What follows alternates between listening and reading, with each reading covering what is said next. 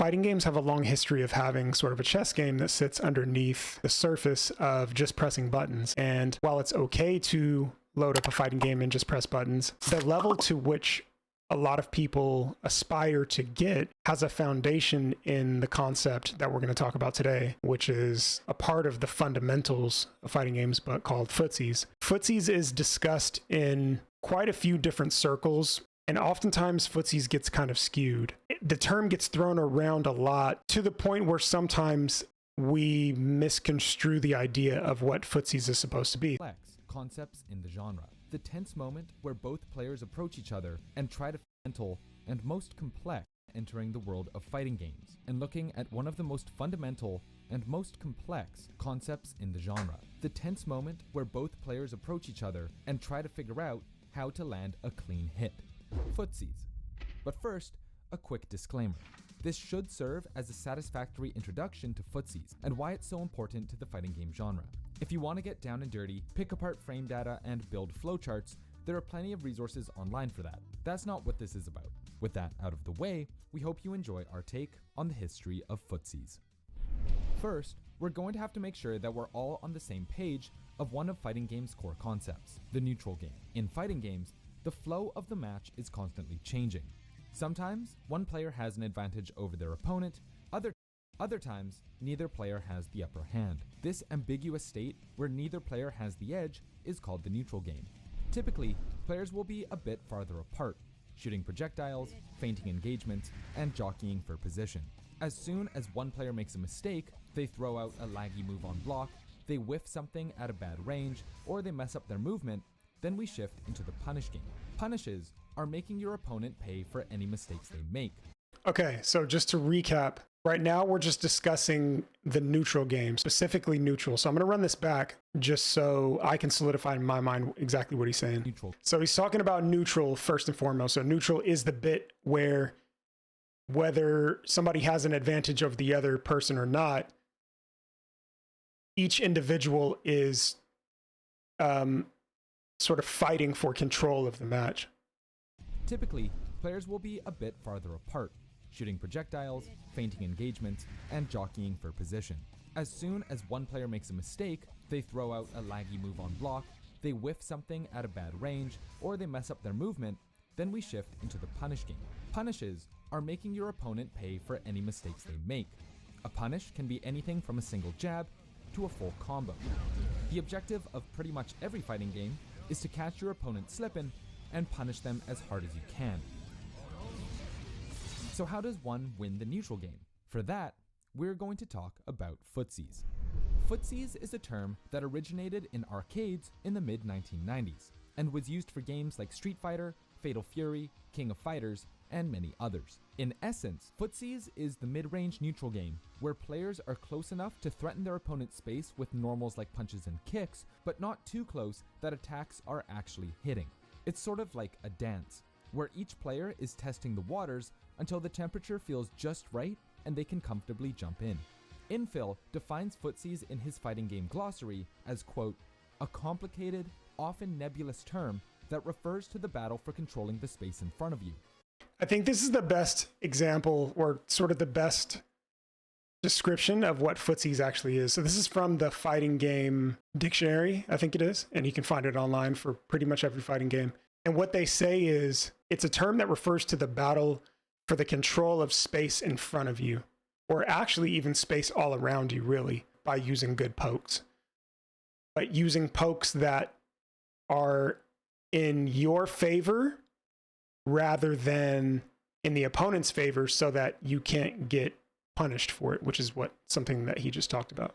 Often by using good pokes. In essence, you are trying to get to a range you like while trying to deny your opponent getting to a range that they like. How you do this varies wildly based on the game, but it often involves using strong crouching kick attacks to pester your opponent as they are trying to walk around. This dance of playing mind games with your feet is the source of the term's name.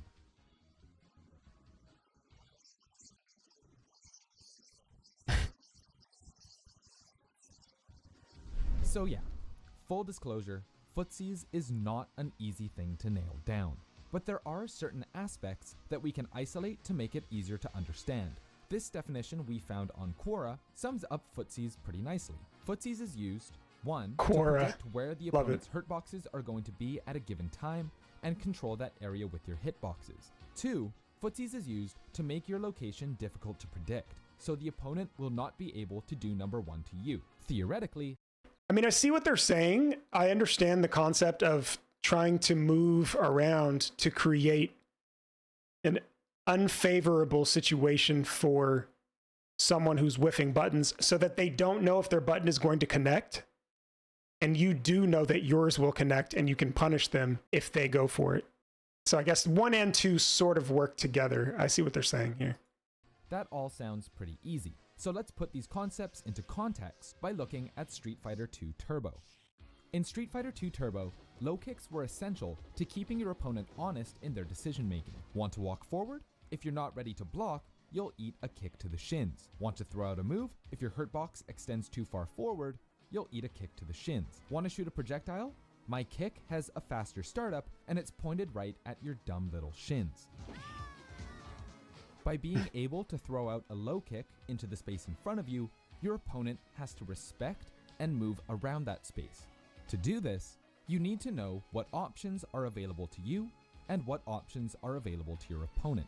Let's say we've got a match between two Ken players. Since both players are playing the same character, it's easy to know what you can and can't do. Your low kick has the same range as And let's be honest, Ken can pretty much do whatever he wants to do, so that's not a true statement. their low kick. Your Hadoken has the same frame data as their Hadoken. So playing footsies in this kind of setting is simple. You know that if they jump at an unsafe angle, you can punish with an anti-air or shoryu. But where footsies starts to become more complex is when two players are playing different characters. If you are playing Ken and your opponent is playing Dalsim, suddenly you have to account for the long range of his stretchy limbs. On the flip side, if they're playing Zangief, you can no longer just block when your opponent approaches, because you might get grabbed and eat some serious damage. Don't I know Suddenly, it? every matchup requires a new set of knowledge and a new game plan of how to play footsies. But footsies is more than just knowing options and responding like a robot. Although there are certain interactions which can be quote-unquote played perfectly on paper, I'm gonna be honest, there's something that sparkles about Street Fighter II Turbo. There's a glow to this game, I think because they didn't have very much to go on and nothing to copy at the time. This game has a sparkle and a glow to it that is hard to replicate. The gameplay has a purist value to it because there's not a lot of extra mechanics on top of just the normal moves you have, the super moves you have, and then your special moves. So when you're watching it, it's sort of like watching a race with the brand new GT4 Porsche versus the old air-cooled Porsches like the 964, where there's not a lot of gadgets inside the car. There's nothing to technologically boost the car and make it better than it actually is. It's just solid engineering and driver versus driver, and there's something special about Super Turbo in that way. any fighting game player worth their salt will tell you that there are a lot of situations where you're just not 100% sure of what's coming next. Which brings us to our final core concept, the mix-up. Mix-ups epitomize the mental side of fighting games. This is where you take all of your knowledge of the game and combine it with your knowledge of the person next to you. It's deception. It's confusion. It's Sun Tzu's art of war. Well, not really. But it is the art of conditioning a person to expect one thing and catching them off guard by doing something else. In the context of footsies, mix-ups are how you expose openings. Are you noticing that every time you throw out a low kick, your opponent neutral jumps? Maybe this time you can approach, make it look like you're going to low kick, and DP to catch them in the air. Got a knockdown? Condition them to block by throwing out jabs as they get up, and then mix them up by grabbing instead.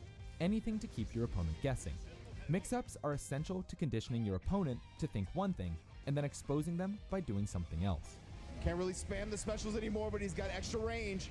Bruh. Oh, No. relentless. The pressure. Oh my God. Yo, the pressure. The depth of learning and understanding matchups in fighting games is why they've survived for so long.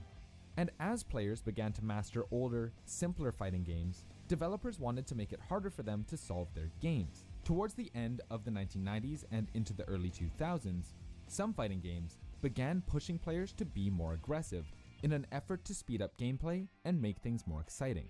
One game This is kind of an issue in current fighting games, just as a side note. The desire to speed up fighting games, I'm not sure where it comes from. That desire wasn't necessarily a thing when we were playing games like Super Turbo or Marvel vs. Capcom. The games were already at whatever speed they were played at.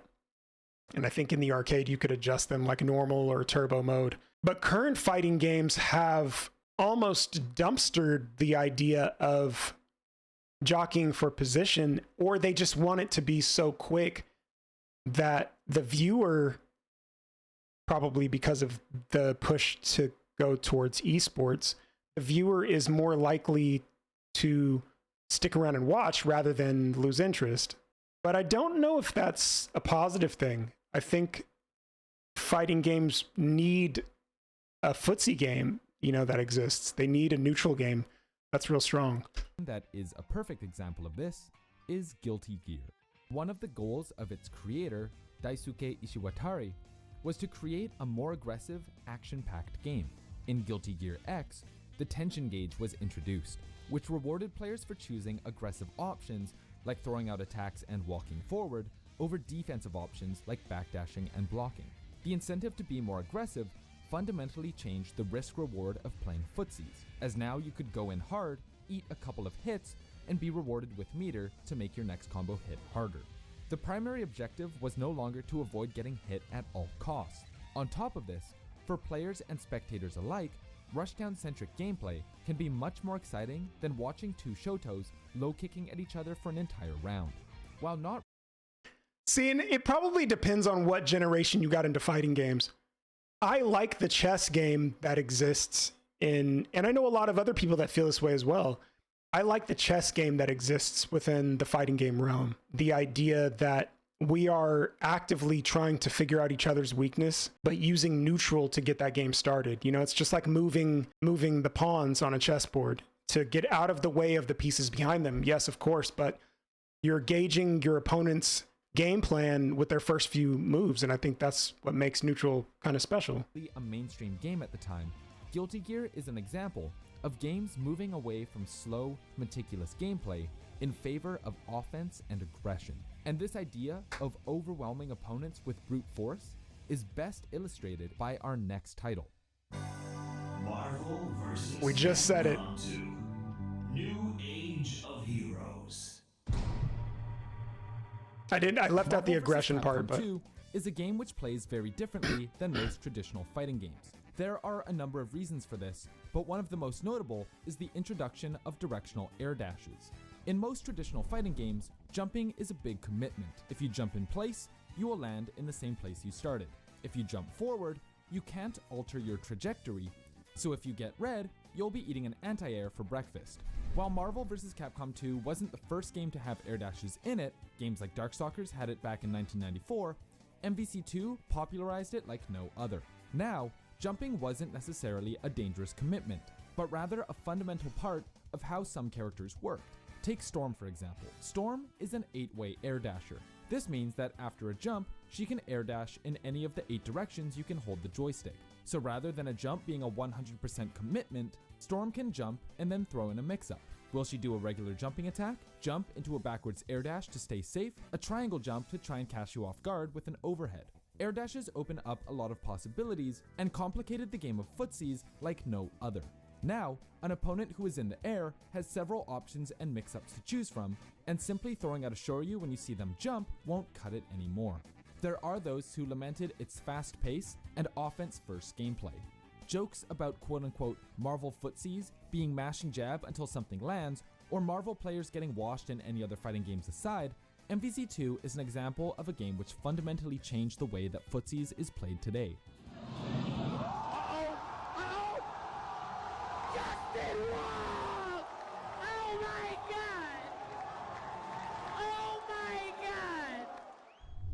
This trend towards complication was only getting started in the early 2000s. As anime fighters began to get more popular, mostly for their high speed and notorious difficulty, titles like BlazBlue and Guilty Gear Xrd epitomized speed and aggression.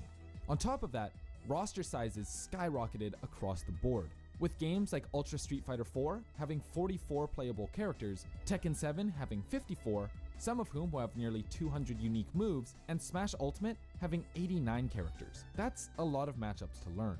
But not all games want to be harder, or faster, or more complicated than whatever came out before. What game is this? And one game at the forefront of making games simple again is an indie game aptly named Footsies.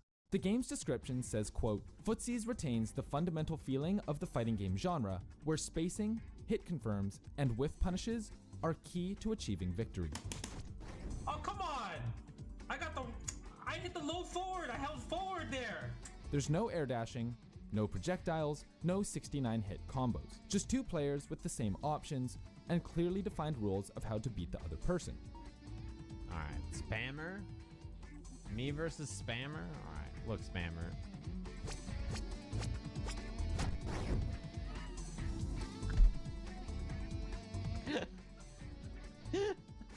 Alright, I see why he's called spammer.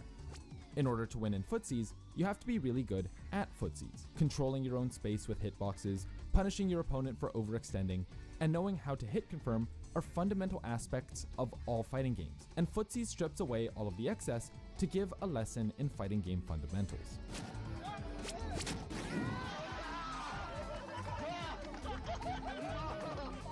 And some of the big names in the genre have tried to revert back to a simpler formula as well. Street Fighter V and Guilty Gear Strive are two examples of games which are a little bit easier than their predecessors. Regardless of what fighting game you're playing, Footsies is gonna be a part of it. Colin North describes it best in his article for GG Noob, where he says, quote, "The concept of Footsies is so huge that you can't really pin it down in a specific way. It encompasses all of the important fighting game ideas: spacing, baiting, zoning, whiff punishes, corner pressure, the list goes on and on. Your understanding of Footsies will only grow as you continue to learn and master various aspects of fighting games." A lot of people want to engage in Footsies and neutral. Sometimes it can seem really complicated, and I think oftentimes the barrier to getting into fighting games comes from things like this, where someone says you can't just pinpoint it down to one thing. It's multifaceted. You'll never just, it grows the more you grow. And this is the problem, I think, with fighting games in the past, is that we couldn't just say Footsies is winning neutral. And then when a new player goes, well, what does it mean to win neutral? That's when you open them up to all of the different concepts, or just the beginner concepts of what it means to win neutral.